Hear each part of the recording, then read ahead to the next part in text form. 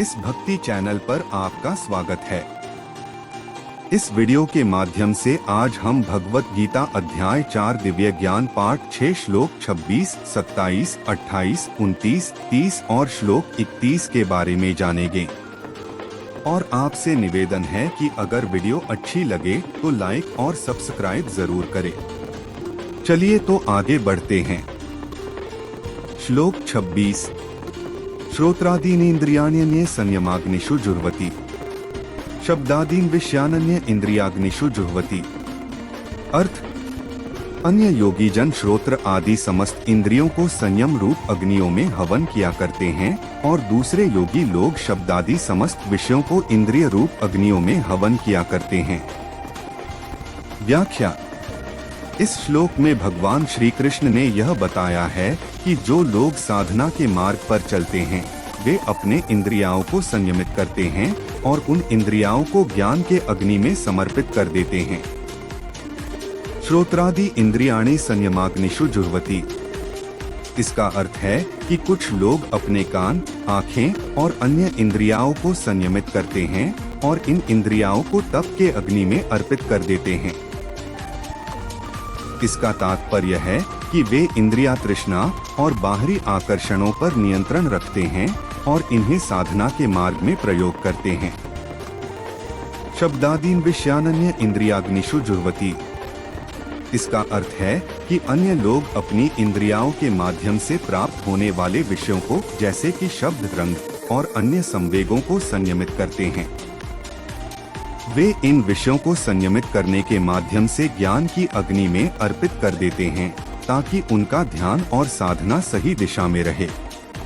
इस श्लोक के माध्यम से श्री कृष्ण यह बताते हैं कि सही साधना के लिए इंद्रियों का संयम अत्यंत महत्वपूर्ण है। जो लोग अपने इंद्रियों को नियंत्रित करते हैं और उनकी वस्तुओं को साधना के अग्नि में समर्पित करते हैं वे सच में उच्च आत्मज्ञान की ओर अग्रसर होते हैं। यह श्लोक साधना और आत्मविवेक के मार्ग पर चलने के लिए प्रेरित करता है। श्लोक 27। सर्वाणींद्रिय कर्माणि प्राण कर्माणि चापरे, आत्मसंयमयोगाग्नौ जुह्वति ज्ञानदीपिते। अर्थ: दूसरे योगी जन इंद्रियों की संपूर्ण क्रियाओं और प्राणों की समस्त क्रियाओं को ज्ञान से प्रकाशित आत्मसंयम योग रूप अग्नि में हवन किया करते हैं। सच्चिदानंद घन परमात्मा के सिवाय अन्य किसी का भी न चिंतन करना ही उन सबका हवन करना है। व्याख्या: इस श्लोक में भगवान श्री कृष्ण आत्मा के सही ज्ञान की चर्चा करते हैं। यहाँ पर सर्वाणींद्रिय कर्माणि और प्राण कर्माणि का तात्पर्य है कि सभी इंद्रियों और प्राणों द्वारा किए गए कर्म। इस श्लोक के अनुसार कुछ योगी ऐसे होते हैं जो आत्मसंयम और योग की अग्नि में इन सभी कर्मों को अर्पित करते हैं। आत्मसंयम योग अग्नौ का अर्थ है आत्मा पर नियंत्रण और योग की अग्नि में। यह अग्नि ज्ञान से जलती है और यह ज्ञान आत्मा की असली प्रकृति को उजागर करता है। योगी इस ज्ञान की दीपिका के प्रकाश में अपने सभी कर्मों को अर्पित कर देते हैं जिससे उनके कर्म पवित्र हो जाते हैं और मोक्ष की ओर अग्रसर होते हैं। इस प्रकार इस श्लोक के माध्यम से श्री कृष्ण ने यह सिखाया है कि आत्मा के सही ज्ञान और योग के माध्यम से व्यक्ति अपने कर्मों को नियंत्रित कर सकता है और उन्हें उच्चतम उद्देश्य की ओर निर्देशित कर सकता है। श्लोक 28। द्रव्ययज्ञास्तपोयज्ञा योगयज्ञास्तथापरे, स्वाध्याय ज्ञानयज्ञाश्च यतयः संशितव्रता है। अर्थ: कई पुरुष द्रव्य संबंधी यज्ञ करने वाले हैं, कितने ही तपस्या रूप यज्ञ करने वाले हैं तथा दूसरे कितने ही योग रूप यज्ञ करने वाले हैं, कितने ही अहिंसादि तीक्ष्ण व्रतों से युक्त यत्नशील पुरुष स्वाध्याय रूप ज्ञान यज्ञ करने वाले हैं। व्याख्या: इस श्लोक में भगवान श्री कृष्ण ने विभिन्न प्रकार के यज्ञों का वर्णन किया है जो जीवन के विभिन्न पहलुओं से संबंधित हैं।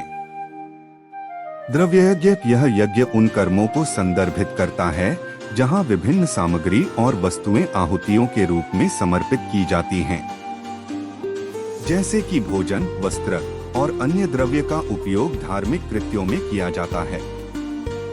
तपोयज्ञ यह यज्ञ तपस्या और साधना के माध्यम से किए जाते हैं। इसमें कठिन व्रत, उपवास और अन्य प्रकार की शारीरिक और मानसिक तपस्या शामिल है। यह आत्मसंयम और संयम की साधना है। योग यज्ञ यह यज्ञ योग और ध्यान के माध्यम से किया जाता है। योग के अभ्यास से आत्मा और परमात्मा के बीच की दूरी को कम किया जाता है और समर्पण की भावना को जागृत किया जाता है। स्वाध्याय ज्ञान यज्ञ स्वाध्याय में शास्त्रों का अध्ययन और ज्ञान की प्राप्ति के लिए की जाने वाली साधना शामिल है। यह आत्मज्ञान की ओर ले जाती है और जीवन के सच्चे उद्देश्य को समझने में मदद करती है। यह श्लोक यह सिखाता है कि विभिन्न प्रकार के यज्ञ जीवन के विभिन्न पहलुओं की साधना के लिए आवश्यक हैं। सभी प्रकार के यज्ञ, चाहे वे भौतिक द्रव्यों के हो या मानसिक और आध्यात्मिक साधना के, अंततः आत्मा की उन्नति और परमात्मा से मिलन की दिशा में एक कदम है। इस प्रकार प्रत्येक व्यक्ति को अपने जीवन में उपयुक्त यज्ञों का पालन करना चाहिए ताकि वे आत्मा की पवित्रता और पूर्णता की ओर अग्रसर हो सकें। श्लोक 29-30 अपाने जुह्वति प्राणं प्राणेपानं तथा परे प्राणापानगति रुद्ध्वा प्राणायाम परायणा है अपरे नेताहाराः प्राणान् प्राणेषु जुह्वति सर्वेप्येते यज्ञविदो यज्ञक्षपित कल्मषाः।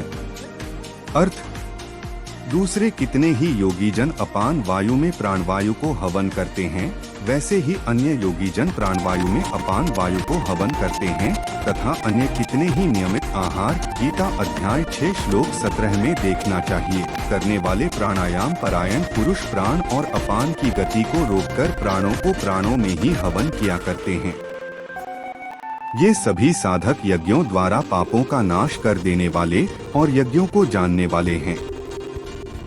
व्याख्या 29 अपाने जुह्वति प्राणय यह भाग यह बताता है कि कुछ साधक अपने जीवन शक्ति को अपान वायु नीचे की दिशा में चलने वाली वायु में समर्पित करते हैं।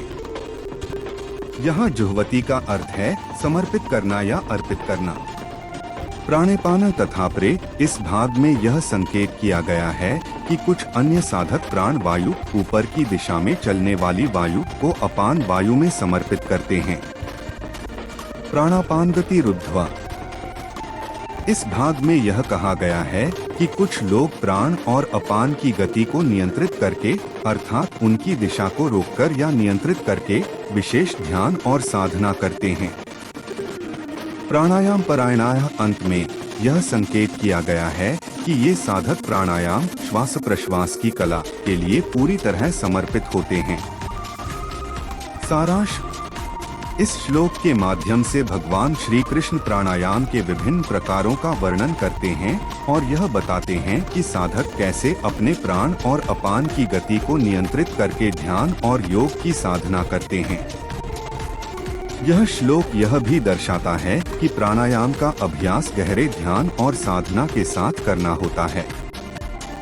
30 इस श्लोक में भगवान श्री कृष्ण ने बताया है कि जो लोग यज्ञ धार्मिक अनुष्ठान के ज्ञान से पूर्ण होते हैं और यज्ञ के प्रभाव से अपने पापों को नष्ट कर लेते हैं, वे यज्ञ के बचे हुए अमृत को ग्रहण करते हैं।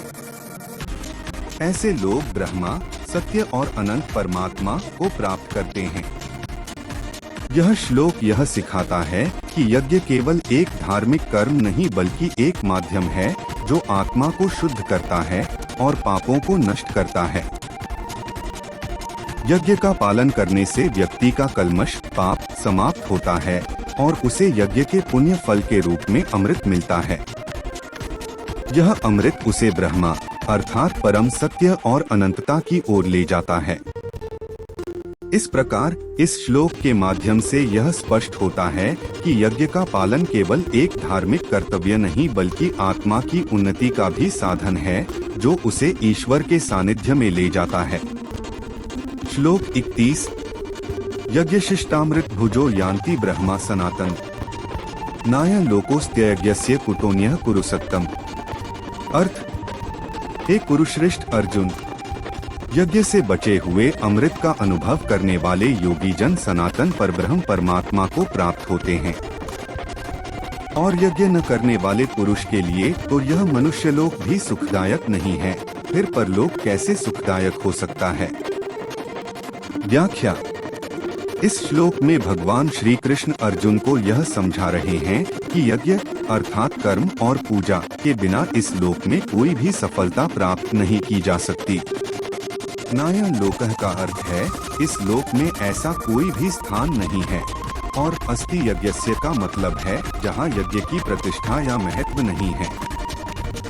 इस प्रकार भगवान श्री कृष्ण कह रहे हैं कि यज्ञ के बिना इस संसार में कोई भी श्रेष्ठता, शांति या समृद्धि प्राप्त नहीं हो सकती। यज्ञ का अर्थ केवल पूजा पाठ या बलिदान से नहीं है, बल्कि यह कर्मों का सही तरीके से निष्पादन और धर्म के अनुसार कार्य करने की प्रक्रिया भी है। कुतोन्यः का अर्थ है कहां से कोई और विकल्प, और कुरुसत्तम से अभिप्रेत अर्जुन के श्रेष्ठता की ओर संकेत है। यहाँ भगवान श्री कृष्ण अर्जुन को यह बता रहे हैं कि यज्ञ का महत्व न केवल इस जीवन में बल्कि समग्र सृष्टि और अन्य लोकों में भी अत्यंत आवश्यक है। इस प्रकार यह श्लोक यज्ञ के महत्व और उसके बिना किसी भी सफलता की असंभावना को स्पष्ट करता है और अर्जुन को इस बात का ध्यान दिलाता है कि यज्ञ और कर्म की उचितता उनके जीवन के लिए आवश्यक है।